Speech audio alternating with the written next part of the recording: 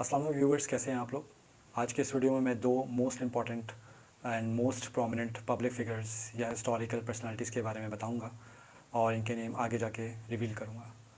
लेकिन इससे पहले मैं आपको ये बताना चाहूँगा कि Asia one of the biggest या सबसे बड़ा ही कॉन्टिनेंट है और इस कॉन्टिनेंट में बहुत सारी कंट्रीज़ मौजूद हैं जिनको मिला के कहा गया था सब कॉन्टिनेंट। सब अगर वाटर के अंडर हो तो उसे कहा जाता है सबमरीन यानी अंडर वाटर, और अगर रोड्स या फिर हाईवेज़ के नीचे हो तो उसे कहा जाता है सबवे। सिमिलरली अगर हम देखें कि बहुत सारे कंट्रीज़ को मिलाकर जिसमें कुछ पॉलिटिकली जियो पॉलिटिकली इशूज़ चल रहे हों, ठीक है, तो उसे कहा गया साउथ एशिया या फिर सब कॉन्टिनेंट। इस सब कॉन्टिनेंट के अंदर कुछ रीजन्स अफगानिस्तान के इंक्लूडेड थे, पाकिस्तान, इंडिया, भूटान, बर्मा, बांग्लादेश और श्रीलंका। ये सब जो हैं ख़ास या कह सकते हैं आपके इम्पॉर्टेंट कंट्रीज़ थे। सो इस सब के ऊपर इंग्लैंड ने आके कब्ज़ा कर लिया था और उससे जान छुड़ाने का कोई तरीकाकार नहीं था। तो उस वक्त वन ऑफ द इम्पॉर्टेंट जो पर्सनालिटी थे सर सैयद अहमद ख़ान, इन्होंने आकर इस चीज़ को समझा, आइडेंटिफाई किया और रिकग्नाइज़ किया कि हमें अंग्रेज़ों से जान कैसे छुड़ानी है, कैसे हमें इनसे फ्रीडम या आज़ादी मिलेगी। तो सबसे पहले जो इन्होंने नारा लगाया या इनका जो स्लोगन था टू नेशन थ्योरी का, ये उन्होंने सबसे पहले आवाज़ लगाई और कहा कि Hindus and Muslims are two different cultures, two different religions. या कह सकते हैं आप असिमिलेशन हो रही थी। There was no multiculturalism but there was an assimilation, क्योंकि जब कल्चर्स मर्ज हो जाते हैं, एमलगमेशन हो जाती है, तो उसको हम कहते हैं असिमिलेशन। और अगर अलग अलग कल्चर्स रहें, बिल्कुल उनके बीच में बाउंड्रीज़ रहें, तो उसको हम कहते हैं मल्टी कल्चरलिज्म। और इस्लाम जो है वो एक बहुत ही ज़्यादा एक डिस्टिंक्ट रिलीजन है जिसके अपने रूल्स एंड रेगुलेशंस हैं, जिसके अपने कल्चर और ट्रेडिशंस हैं। तो ये कभी भी अपने रिचुअल्स को किसी और के साथ मर्ज नहीं कर सकता। Same goes for the Hinduism कि उनके भी अपने अपने रिचुअल्स हैं, अपने कस्टम्स हैं, अपने ट्रेडिशंस हैं, तो वो भी हमारे साथ मर्ज नहीं हो सकते। लेकिन क्योंकि हम साथ रह रहे थे और काफ़ी सालों से, हज़ारों साल बल्कि गुजर चुके थे, हम एक साथ रहे थे, तो यहाँ पे इस चीज़ को देखा सर सैयद अहमद ख़ान ने सबसे पहले कि टू नेशन थ्योरी जो है वो क्यों इंपॉर्टेंट है हमारे लिए। When he raised his voice, तो तब लोगों को समझ में आना शुरू हुआ। सेकंड जो मोस्ट इंपॉर्टेंट चीज़ है सर सैयद अहमद ख़ान के हवाले से वो ये है कि इन्होंने देखा कि हिंदूज़ जो हैं वो बहुत आगे निकल चुके हैं और अंग्रेज़ों ने जब से कब्ज़ा किया है, यानी कि 1857 की वॉर के बाद जो एक कोशिश की गई थी, यानी एक ऐसी कोशिश थी जिसके अंदर रानी ऑफ झांसी ने भी आके जो है अपना रोल प्ले किया और बहुत सारे लोगों ने जो है, मुस्लिम्स अलग लड़ रहे थे, हिंदूज़ अलग लड़ रहे थे और सिख्स अलग लड़ रहे थे, और सब जो हैं एक्चुअली जो है उनमें डिसयूनिटी थी, डिसहार्मनी थी। कोई भी एक साथ मिलकर एक यूनिटी के साथ ब्रिटिशर्स के सामने स्टैंड नहीं ले पाया, जिसकी वजह से ब्रिटिशर्स के पास मॉडर्न वेपन्स होने की वजह से उन्होंने 2 दिन बाद, 4 दिन बाद उन्होंने वापस से अपना कंट्रोल पूरे के पूरे हिंदुस्तान पर ले लिया। And it was the last war against Britishers. यानी कि एक मुनज़्ज़म वॉर भी अगर कह लें आप उसको, कि एक ऑर्गेनाइज्ड भी थी अगर वो, लेकिन फिर भी जो आर्मी के बटालियंस थी वो बिल्कुल डिवाइडेड थी। अगर वो एक यूनिटी के साथ, एक यूनानिमस माइंड के साथ वो अगर लड़ते तो हो सकता था कि ब्रिटिशर्स वहाँ से निकाल दिए जाते। अनफॉर्चुनेटली ऐसा नहीं हुआ और 90 ईयर्स के बाद फिर इंडिया और पाकिस्तान को आज़ादी मिली, यानी 1947 में। लेकिन इससे पहले जब 1857 के बाद टोटल अंग्रेज़ों का कब्ज़ा हो गया, ब्रिटिश इंडिया बना दिया गया, तो उस वक्त इस चीज़ को आइडेंटिफाई और रिकग्नाइज सर सैयद अहमद ख़ान ने सबसे पहले किया कि हिंदूज़ प्रमोशंस भी ले रहे हैं और उनके साथ सिविल जॉब्स और गवर्नमेंट सर्वेंट्स भी बन गए हैं और उनके साथ शाना बशाना चल रहे हैं, उनके साथ सारी चीज़ें उनकी बहुत अच्छी चल रही हैं, उनकी लाइफस्टाइल चेंज होता जा रहा है, उनके वेस्टर्नाइज कल्चर में अडॉप्ट कर चुके हैं। लेकिन मुस्लिम्स जो थे उनके माइंड में से एक बात थी कि अगर हमने इनके कल्चर्स को अडॉप्ट किया तो हम काफिर हो जाएंगे, या कोई भी इसकी बात करेगा तो वो भी काफिर हो जाएगा। तो जब सर सैयद अहमद ख़ान ने सिर्फ एक बात की, ना ही ये कहा उन्होंने कि आप उनके तरह पैंट शर्ट्स या टाइज पहन लें, ना ही उनकी तरह किसी और कल्चर को अडॉप्ट करने की बात की, लेकिन सिर्फ एक बात की, और वो बात क्या थी? Importance of English. यानी कि आपको अंग्रेज़ी सीखनी होगी, क्योंकि इस्लाम एक अलग मज़हब है, उसकी अपनी इंडिपेंडेंसी है, ठीक है, वो ऑटोनमस बॉडी है, तो उसके ऊपर किसी और का कब्ज़ा नहीं हो सकता।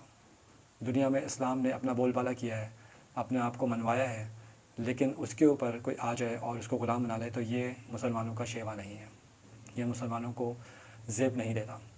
और अल्लाह ताला की तरफ से भी ये फरमान है कि आपने पूरी दुनिया में इस्लाम को फैलाना है, ना कि आप पे कोई और कब्ज़ा कर ले।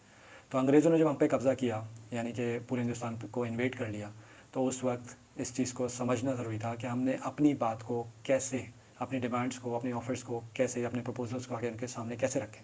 वो हम हमारे से गलतफ़हमी का शिकार हो चुके थे कि हमने जो है 1857 की वॉर उनके ख़िलाफ़ किया, तो इस वजह से उस गलतफ़हमी को मिटाना ज़रूरी था। और सर सैयद अहमद ख़ान ये समझते थे कि अगर हमने इंग्लिश में उनसे बात की और उनके हमारी तरफ से रिप्रेजेंटेटिव्स गए, तो हम एक सही इमेज को पोर्ट्रे कर पाएंगे कि what is Islam and what are Muslims and who are Muslims. लेकिन इसके लिए एक बीच में एक लैंग्वेज बैरियर था और वो था इंग्लिश। जब उन्होंने इंग्लिश सीखने की बात की तो उन पर भी फतवे लग गए कि आप काफिर हैं, लेकिन उन्होंने इन तमाम चीज़ों को इग्नोर करके आगे बढ़ते चले गए। अपने पॉम्फलेट्स भी लिखे और अपने बहुत सारे जर्नल्स में भी उन्होंने इस चीज़ को इंपॉर्टेंस को बताने की कोशिश की और अंग्रेज़ों के और मुसलमानों के बीच में खड़े हो गए एक ब्रिज बनकर, और अपने पॉम्फलेट्स के थ्रू जो है अंग्रेज़ों को बताने की कोशिश की कि मुसलमानों का नज़रिया क्या है, what is the theory behind this religion. So misunderstanding को ख़त्म करने की पूरी कोशिश की और उसके बाद ही मुसलमानों को काफ़ी लोगों को समझ में आ गई। और जब उन्होंने अलीगढ़ स्कूल और उसके बाद स्कूल के बाद कॉलेज एंड यूनिवर्सिटी बनाया, वहीं से पढ़ने के बाद ये सारी जितनी भी आज बड़ी बड़ी तमाम पर्सनैलिटीज़ ने जाकर हायर स्टडीज़ की एक्विजिशन के लिए लंदन, कोई जर्मनी और कोई डिफरेंट कंट्रीज़ में गया और वहाँ से अपनी हायर एजुकेशन लेकर आया। कोई लॉयर बनकर आया, कोई फ़िलासफ़र बनकर आया। चौधरी रहमत अली जो बाहर से आए तो उन्होंने पाकिस्तान का नाम दिया और ये कहा कि ये पार्टीशन मस्ट है। कायद आज़म भी लॉयर थे जो बाहर से पढ़ कर आए थे, अला इकबाल एक फ़िलासफ़र थे जो बाहर से पढ़ कर आए थे, लेकिन सब के सब की जो बेस जो बुनियाद बनी थी वो इसी कॉलेज यूनिवर्सिटी के थ्रू बनी थी। सो यहाँ पर मैं नंबर 1 जो ट्रिब्यूट और क्रेडिबिलिटी जो चाहती है या क्रेडिट दूँगा तो वो सर सैयद ख़ान को दूँगा, क्योंकि उनकी वजह से हमने अंग्रेज़ी सीखी और अंग्रेज़ी सीखने के बाद यानी इंग्लिश सीखने के बाद हम उनसे टेबल टॉक्स कर पाए, अपनी डिमांड्स को सामने रखा और फाइनली अग्रीमेंट के तहत जो है बगैर किसी लड़ाई बगैर किसी जंग के हमने 1947 में पाकिस्तान इस्टेब्लिश किया और वहाँ पर इंडिया इस्टेब्लिश हुआ। इंडिया के लिए भी इतनी मेहनत की जा रही थी और इतनी मूवमेंट्स चलाई गई कि हमें अंग्रेज़ों से छुटकारा पाया जाए, लेकिन सर सैयद ख़ान की जो नज़रिया था, जो एक थ्योरी थी उनकी, वो एक बहुत ही डिफरेंट थी। उस तरह से वो एक फ्रीडम फाइटिंग कर रहे थे इंडियंस कि हमें अंग्रेज़ों जान छुड़ाई जाए, और मुसलमानों के लिए जो फ्रीडम फाइटिंग का जो तरीका था वो यही था कि आपने पहले इस लैंग्वेज बैरियर के गैप को ख़त्म करना है। तो ये आप समझ सकते हैं कि एक इंग्लिश कितनी इंपॉर्टेंट है आज भी हमारे लिए। सेकंड जो पर्सनालिटी है जिसके बारे में मैंने आपको शुरू में बताया था वो था हिटलर। अब आप कहेंगे कि हिटलर कैसे, तो इनडायरेक्टली हिटलर का बहुत बड़ा हाथ है, क्योंकि 1914 के अंदर जब फर्स्ट वर्ल्ड वॉर हुई थी तो उसमें जर्मन के साथ टर्की और उसके साथ ऑस्ट्रिया अलाइंस थे और फ्रांस एंड इटली इंग्लैंड के अलाइंस थे।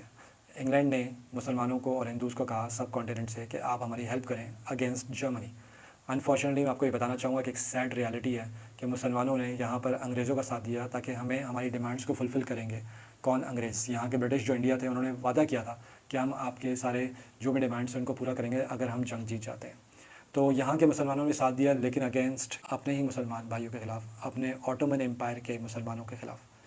सब तो ये बात करते हैं कि खिलाफत मूवमेंट मोहम्मद अली चौहान ने स्टार्ट की और उनका साथ गांधी ने भी किया था, पीस टॉक के साथ, पीस रैलीज़ के साथ, लेकिन ये इस बात को नहीं बताता कोई भी कि मुसलमानों ने ही मुसलमानों के ख़िलाफ़ जंग की थी और जर्मनी हारा और उसके अलाइंस को भी वही पनिशमेंट्स मिली जो जर्मनी को मिली। तो जर्मनी को उस वक्त 2 पार्ट्स में डिवाइड कर दिया गया और सेकंड पार्ट जो था उसका एक हिस्सा पोलैंड बन गया। 1939 के अंदर सेकंड वर्ल्ड वॉर जब हुई तो इसमें हिटलर ने रिटेलिएट किया और अपने इवेंज करने के लिए कि पोलैंड को वापस ले लें, अपना पार्ट बना लें, तो उसके लिए उसने उस पर हमला कर दिया। जब उसने उस पर अटैक किया तो इंग्लैंड को खबर हो गई और इंग्लैंड ने फ़ौरन दोबारा से मुसलमानों की और हिंदुओं की मदद मांगी। लेकिन इस वक्त कांग्रेस जो कि नुमाइंदा थी हिंदूज़ की और मुस्लिम लीग जो कि नुमाइंदगी कर रही थी मुसलमानों की, इन दोनों ने मना कर दिया कि नहीं, आपने पहले भी प्रॉमिस हमारे फुलफ़िल नहीं किए, अब हम आपका साथ नहीं देंगे। तो इस बार हिटलर की वजह से अंग्रेज़ों को यहाँ से भागना पड़ा, अपना पूरा बोरिया बिस्तर समेटा उन्होंने और यहाँ से चलते बने। तो हमने ये देखा कि 2 पर्सनैलिटीज़ की वजह से, एक सर सैयद अहमद ख़ान और सेकंड हिटलर की वजह से पाकिस्तान का वजूद और इंडिया का वजूद मुमकिन हो सका। Thank you very much.